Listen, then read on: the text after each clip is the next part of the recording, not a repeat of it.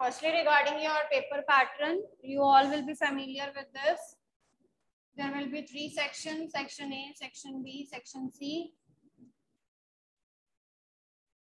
Okay, in the section A, you will be having 20 multiple choice questions that can be of any type. ठीक है, single multiple हो सकते हैं या multiple MCQ questions हो सकते हैं, अरेंज द कॉलम्स हो सकते हैं. So any type of the questions can be there for the MCQ.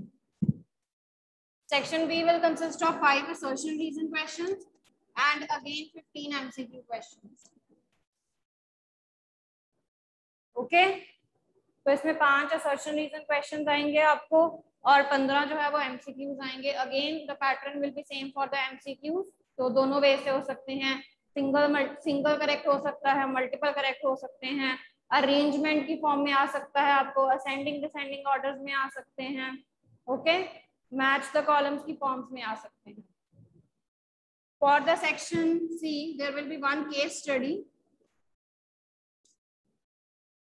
where you will be having 3 questions and again 2 MCQ questions.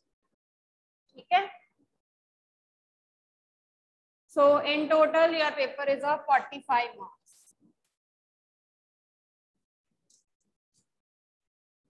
Clear? ठीक है बेटा, तो सेक्शन A में 20 MCQs आएंगे, सेक्शन B में 5 assertion reason और 15 MCQ questions हैं. There is 1 case study that will be having 3 questions and 2 MCQ questions that will be along with this. So 45 marks का आपका पेपर है. Okay?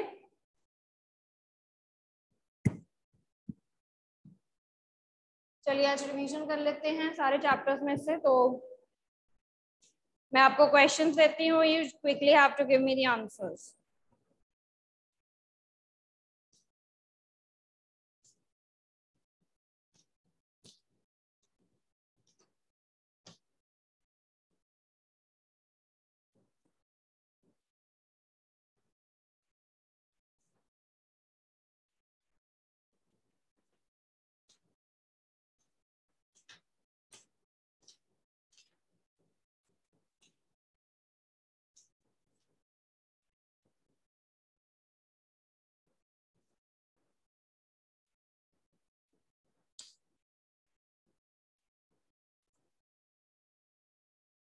Write down the first question. You have to tell the correct order of increasing energy of atomic orbitals. इसमें से किसकी energy ज्यादा है, किसकी energy कम है, ये आपने प्रेडिक्ट करना है. and you have to arrange them in the increasing order of energy.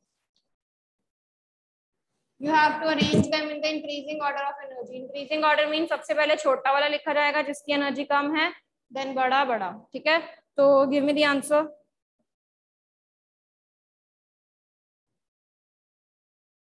सबसे कम एनर्जी किसकी होगी इसमें से? बोहर-बरी रूल अप्लाई करो फॉर द एनर्जीज n+l वाला रूल.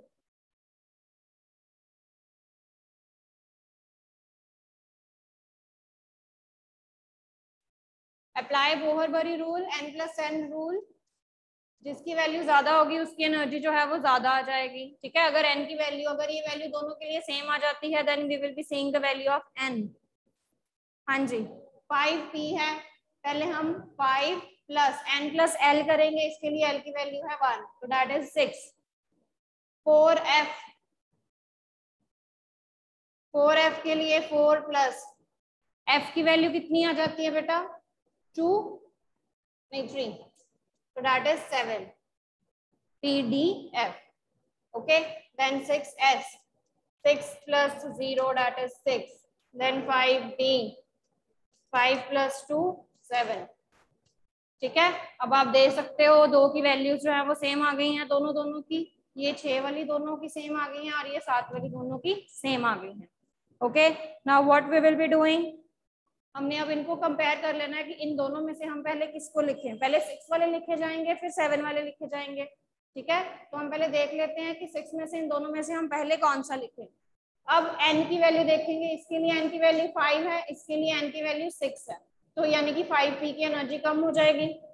फिर उसके बाद आएगा 6s. Then for the next जिनके 7 वैल्यूज हैं, ठीक है, अब 7 7 में से भी हम देख लेंगे कि n की वैल्यू किसकी ज्यादा है, 5d की। ठीक है, तो पहले 4f लिखा जाएगा, then it will be a 5d। So this is the correct sequence. ठीक है बेटा, this is the correct sequence.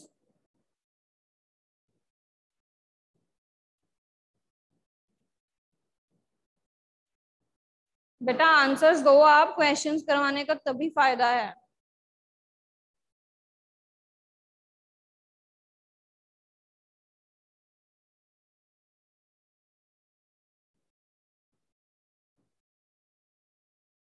Okay, write down the next. What is the maximum number of electrons in an atom? What is the maximum number of electrons in an atom that can have the quantum numbers? That can have the quantum numbers. इसमें आपने maximum number of electrons बताने हैं कि कितने आ सकते हैं। Your options are 4 3 6 1।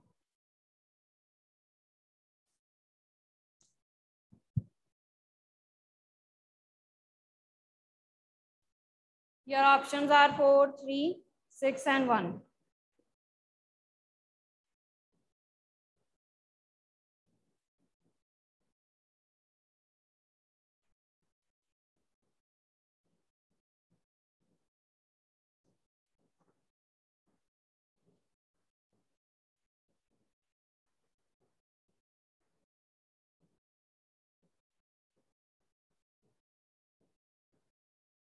हाँ जी बताइए बेटा।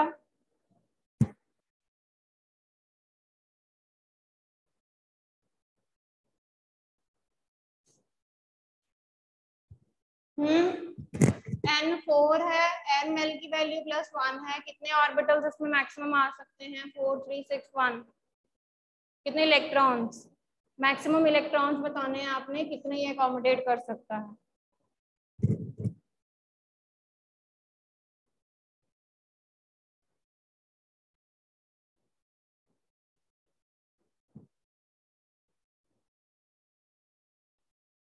Yes, Jacqueline, what is the answer?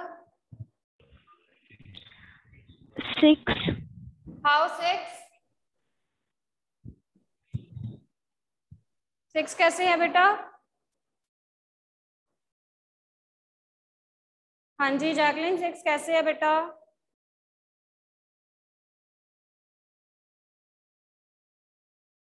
For n4 l की वैल्यूज जो पॉसिबल हैं दैट इज 0 1 2 and 3। l 0 पे m 0 है, यहाँ पर -1 +1 and 0 वैल्यूज आती हैं, यहाँ पर m की वैल्यू -2 -1 0 1 and 2।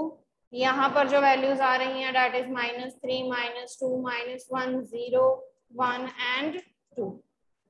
तो कितने यहाँ पर केसेस हैं जहां पर m की वैल्यू +1 आ रही है, दिस 1 2 and 3। 3 ऑर्बिटल्स आए ml के जिसमें l की वैल्यू जो है वो +1 आ रही है। तो 3 ऑर्बिटल्स हैं तो कितने इलेक्ट्रॉन्स जाएंगे उसमें, 6 electrons. Each orbitals it will be containing 2 electrons. Okay. So now coming to the next is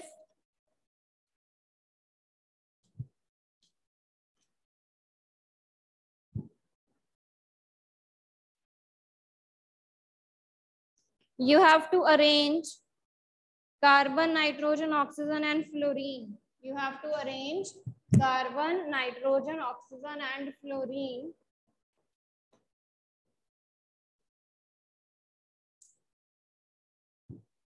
in the increasing order of their second ionization energy.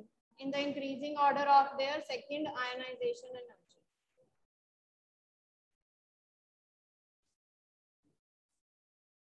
चलिए बताइए क्या ऑर्डर होएगा इनका।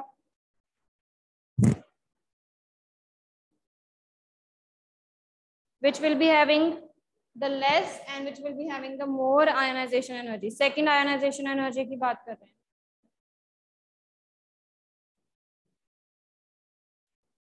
Out of carbon, nitrogen, oxygen and fluorine. पहले सबकी electronic configurations लिखो, फिर एक एक इलेक्ट्रॉन रिमूव करवाओ उसमें से, एंड देन सी कि सेकंड के लिए किसमें जो है वो ज्यादा लग रही है एनर्जी, कॉन्फ़िगरेशन किसकी ज्यादा स्टेबल है।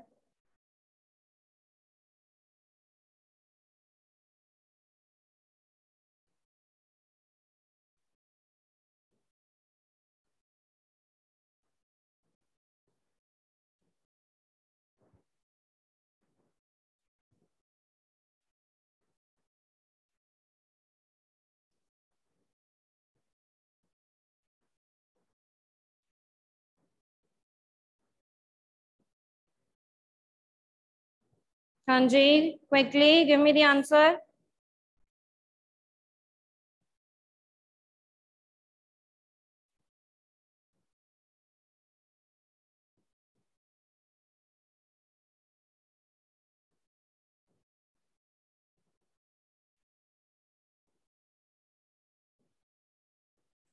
यस अदिति।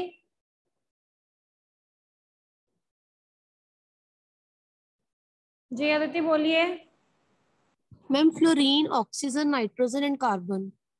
बेटा this is not the descending order पूछा मैंने इंक्रीजिंग ऑर्डर पूछा है, ascending order.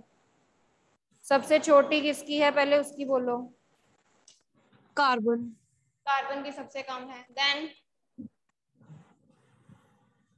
The second is ma'am Aditi. Just a minute. Okay,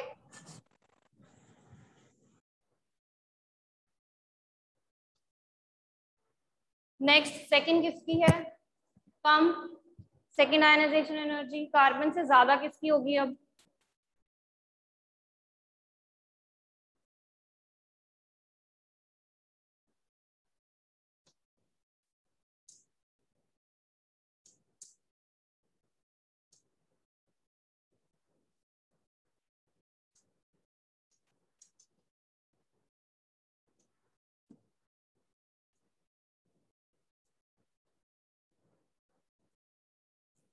इसमें से अब हमने एक एक इलेक्ट्रॉन सबका रिमूव कर देना है। Naman that is the wrong answer बेटा।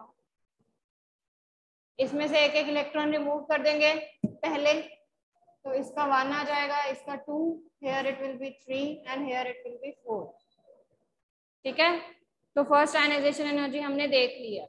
अब हमने सेकंड आयनाइजेशन एनर्जी का पैटर्न बताना है। तो सेकंड में सबसे ज्यादा किसकी लग रही है हमें, which is having the most high value, that is oxygen, क्योंकि इसका 2p3 है और ये हाफ फिल्ड कॉन्फ़िगरेशन में जा रहा है, तो यानी कि सबसे ज्यादा किसकी है, ऑक्सीजन की। और सबसे कम किसकी है, कार्बन की।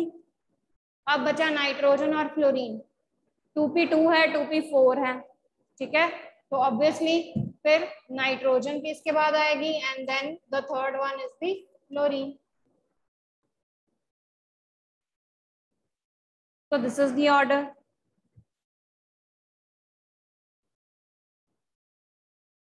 नेक्स्ट लिखो।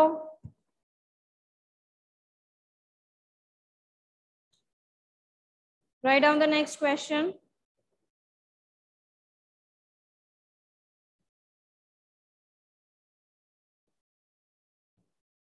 There is one assertion reasoning question now. Write down the assertion. Boron has smaller first ionization enthalpy than beryllium. कहते हैं कि जो बोरोन की फर्स्ट आयनाइजेशन एंथैल्पी है वो कम है बेरिलियम से।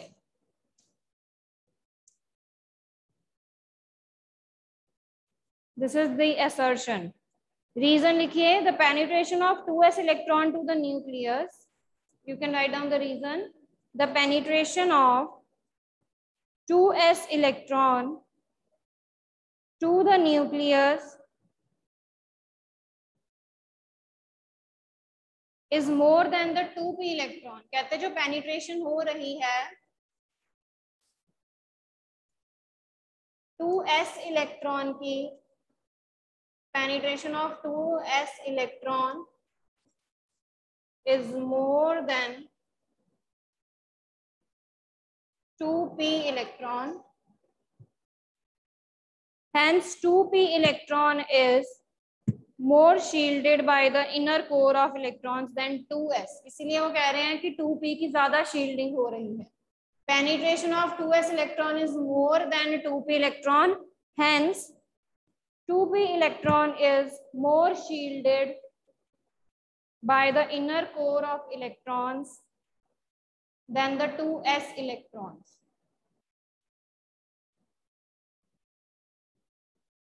हाँ जी बताइए बेटा।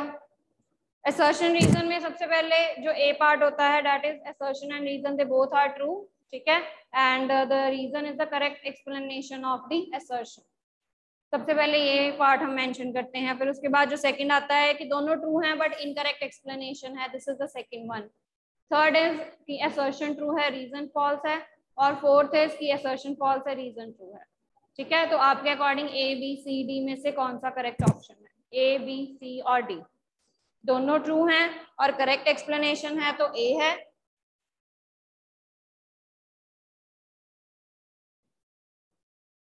हाँ जी बोलिए बेटा. Naman is saying assertion is true and reason is false. अच्छा, आपके अकॉर्डिंग assertion true है. assertion में हम ये कह रहे हैं कि बोरोन का smaller size first ionization enthalpy है देन बेरिलियम. देख लेते हैं कि बोरोन की जो फर्स्ट आयनाइजेशन एनर्जी है वो कम है बेरिलियम से, तो बोरोन और बेरिलियम दोनों का स्ट्रक्चर बना लेते हैं. This is 1s2, this is 2s2, this is 1s2, 2s2, 2p1. तो assertion is true.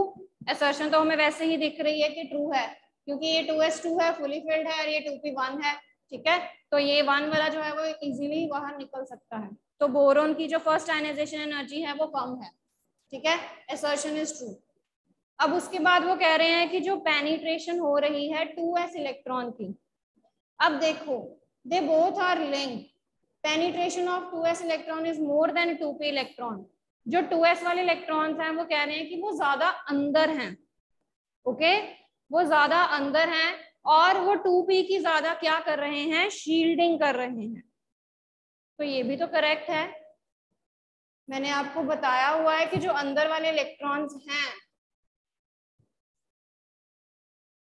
जो s वाले इलेक्ट्रॉन्स होते हैं, वो जो आउटर वाले इलेक्ट्रॉन्स हैं, जो अंदर वाले इलेक्ट्रॉन्स होते हैं, वो जो बाहर वाले इलेक्ट्रॉन्स हैं उनको क्या करते हैं? उनको शील्ड करते हैं. ठीक है, तो अब अंदर वाला इलेक्ट्रॉन कौन सा है? यहाँ पर s है. बाहर वाला इलेक्ट्रॉन कौन सा है? यहाँ पर p वाला है. तो वो यहाँ पर ये कह रहे हैं कि जो s की पेनिट्रेशन है वो ज्यादा है. दैट इज राइट, क्योंकि s जो है वो ज्यादा न्यूक्लियस के पास है. दे आर पेनिट्रेटिंग मोर. ठीक है, जो s वाले इलेक्ट्रॉन्स हैं वो न्यूक्लियस के ज्यादा पास हैं. They are having more penetration as compared to the p electrons. p electrons बाहर हैं.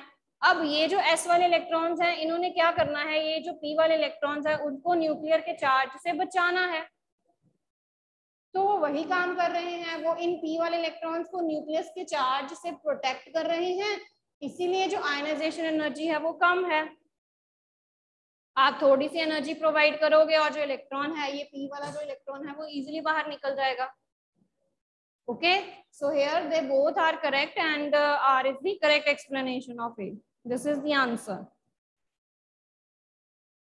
ओके जी, जैकलिन बोलिए. Yes Jacqueline. मैम ये इससे पहले वाला क्वेश्चन एक बारी दोबारा समझा दो. क्या कह रहे हो बेटा? मैम कार्बन ऑक्सीजन वो वाला समझा दो एक बारी. बेटा आपकी आवाज ना एक्चुअली सही नहीं आ रही है, या तो आप माइक थोड़ा पास करके बोलो. कार्बन ऑक्सीजन नाइट्रोजन फ्लोरीन वाला क्वेश्चन समझा दो. इसमें बेटा मैंने फर्स्ट इलेक्ट्रॉन माइनस कर दिया हुआ पहले ही. ठीक है, एक इलेक्ट्रॉन हमने पहले ही निकाल दिया हुआ है इनमें से. अब आप देख सकते हो कि ये 2p3 है, तो ये हाफ फील्ड कॉन्फ़िगरेशन है, इसीलिए ऑक्सीजन की तो सबसे ज्यादा वैल्यू होगी. 2p1 कार्बन के पास सबसे कम इलेक्ट्रॉन है, ये तो सबसे इजीली रिमूव होगा 2p1 वाला. मैम फ्लोरीन की क्यों नहीं होगी? हाँ जी, फ्लोरीन की ऑक्सीजन से ज्यादा क्यों नहीं होगी? क्लोरीन के पास बेटा 2p4 है, ऑक्सीजन के पास 2p3 है. 2p3 is more stable as compared to 2p4. ये तो हाफ फील्ड कॉन्फ़िगरेशन हो गई है.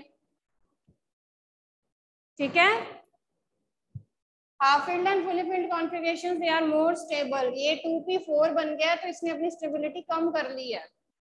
अब ये 2p3 है इसीलिए इसकी स्टेबिलिटी ज्यादा है। ओके ठीक है जी। अब आपने एक चीज यहाँ पर ये भी याद रखनी है, जैसे ये एक्सेप्शनल केस हो गया ना यहाँ पे। अब जैसे ऑक्सीजन में 2p3 बन गया after the loss of 1 electron. जो इलेक्ट्रॉन गेन एंथैल्पी का ट्रेंड होता है, जो इलेक्ट्रॉन गेन एंथैल्पी का ट्रेंड होता है, नो डाउट हैलोजेंस को सिर्फ एक इलेक्ट्रॉन चाहिए अपना ऑक्टेट कंप्लीट करने के लिए। ठीक है, यहाँ पर they are having the configuration 2p5, इनको बस एक इलेक्ट्रॉन चाहिए फुली फिल्ड कॉन्फ़िगरेशन स्टेबल करने के लिए। बट हम क्या एक्सपेक्ट करते हैं कि क्लोरीन की जो इलेक्ट्रॉन गेन एंथैल्पी है, फर्स्ट इलेक्ट्रॉन गेन एंथैल्पी है, वो ज्यादा होनी चाहिए। We expect this thing,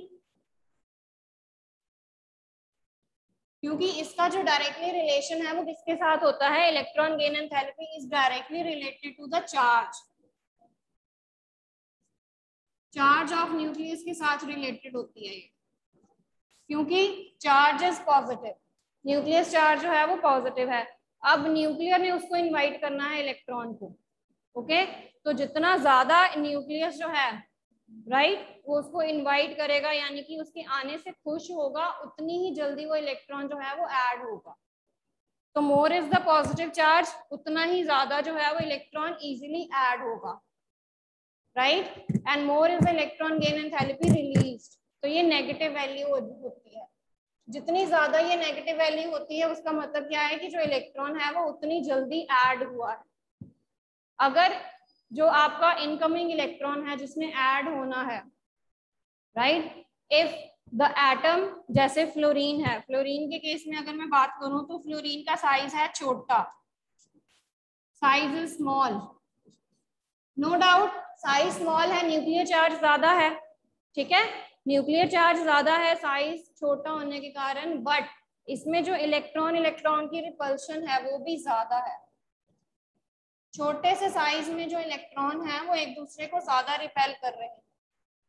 okay तो इसीलिए हम क्या एक्सपेक्ट करते थे कि साइज छोटा है, न्यूक्लियर चार्ज ज्यादा है, तो फ्लोरीन की जो फर्स्ट इलेक्ट्रॉन गेन एंथैल्पी है वो ज्यादा होनी चाहिए as compared to the chlorine. This is actually the expected order, this is actually the expected order, but जो एक्चुअल ऑर्डर होता है वो क्या है कि क्लोरीन की ज्यादा है एज कंपेयर टू फ्लोरीन, क्योंकि यहाँ पर साइज छोटा होने के कारण इलेक्ट्रॉन इलेक्ट्रॉन रिपल्शन का फैक्टर आ जाता है, क्लोरीन का साइज हो जाता है थोड़ा बड़ा, the size of chlorine is more. तो ये जो इलेक्ट्रॉन इलेक्ट्रॉन रिपल्शन है फॉर द इनकमिंग इलेक्ट्रॉन, जैसे इनकमिंग इलेक्ट्रॉन ने आना है ऐड होने के लिए, तो जो इलेक्ट्रॉन इलेक्ट्रॉन रिपल्शन का मैग्नीट्यूड है वो कम हो जाता है। इसीलिए जो इनकमिंग इलेक्ट्रॉन है वो इजीली ऐड हो जाता है। This trend you have to learn कि फ्लोरीन के बजाय जो क्लोरीन की फर्स्ट इलेक्ट्रॉन गेन एंथैल्पी है वो ज्यादा होती है, ज्यादा नेगेटिव होती है। ठीक है, ये हमने देखनी होती है ज्यादा नेगेटिव या नेगेटिव पॉजिटिव वैल्यूज में। अगर पॉजिटिव वैल्यू है दैट मीन्स हम प्रोवाइड कर रहे हैं उसको एनर्जी, ताकि वो जो इनकमिंग इलेक्ट्रॉन है वो सेटल डाउन हो जाए, उस एटम में ऐड हो जाए। बट जितनी ज्यादा ये नेगेटिव वैल्यू होगी उसका मतलब क्या है कि उतनी खुशी खुशी से उस एटम ने उस इलेक्ट्रॉन को, उस इनकमिंग इलेक्ट्रॉन को एक्सेप्ट किया। ओके चलिए write down the next question.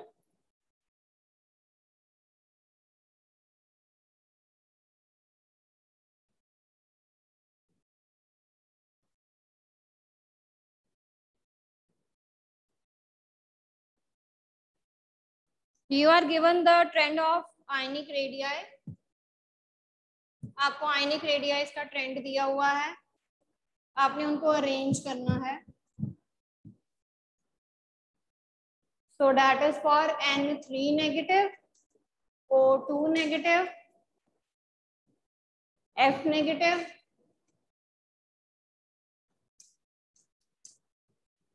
and Na positive। चलिए बताइए इसका इंक्रीजिंग ऑर्डर बताओ मुझे, इंक्रीजिंग ऑर्डर ऑफ रेडियाई।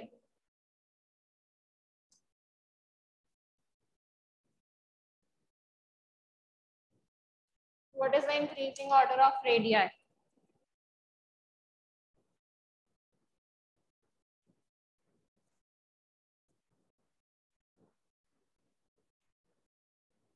हाँ जी अदिति बोलिए बेटा.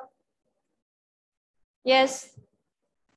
Na positive, O2 negative, पहले हम N3 लिखेंगे Na positive, O2 negative, O2 negative, N3 negative, N3 negative, F negative. F negative. हाँ जी. Anyone else?